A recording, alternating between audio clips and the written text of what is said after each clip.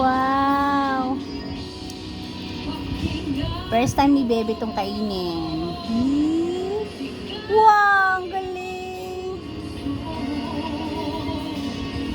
Broccoli with rice. Very nutritious.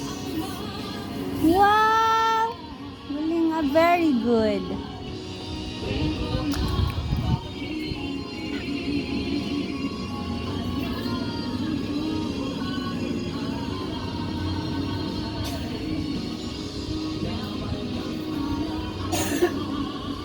Sa buhay mong taglay.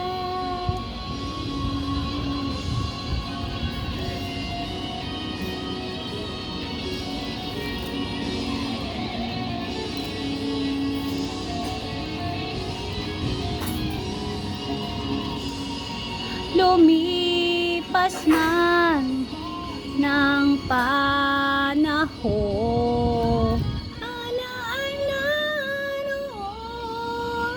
isip mo sa puso mo, kailan kwento ng pag-ibig at ng buhay.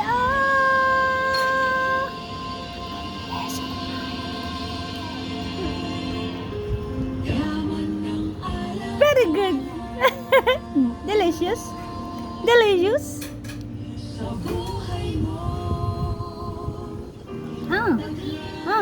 No.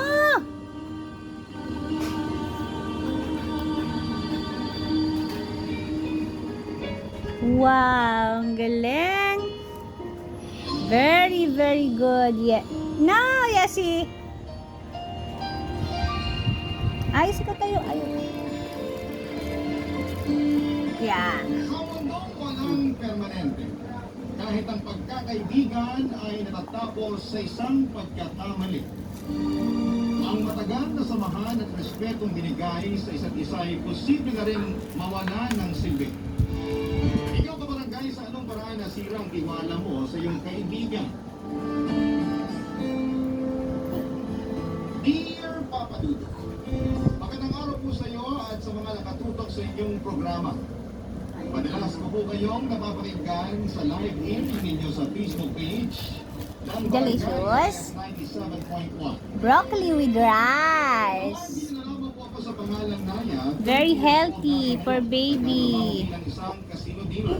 Yesi. Madalas din akong sumali sa mga local pageant at sumasabak sa magiging news ng basketball team. Yesi. Mula sa amin. Head up, Yesi. Na okay naman ang dinikita ko buwan-buwan at natutulungan ko na po talaga ang pamilya ko. Marami na akong nakasalamuhang lalaki sa trabaho. Dahil nga sa kasino ako nagtatrabaho. Mayayaman talaga ang mga nakikilala ko. Marami na rin yung pagkakataon na pwede Yesi. ko na sanang maiahon sa kahirapan ng pamilya ko. Dahil may ibang negosyanteng madalas sa kasino na gusto akong ligawan.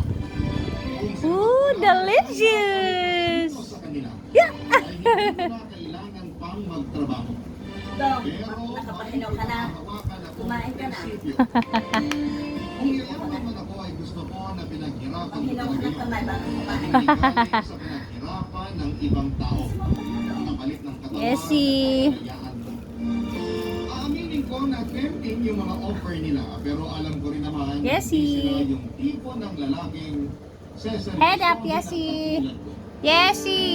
Ang sabi nila, maganda raw ako, may pagkachinita, Bebe. maamo ang mukha. Malangitirin po ako, kaya madali akong makakaanan ng loob, Papa Dudo. Nahahawig na raw po ako kay Jensen Angeles. Tama.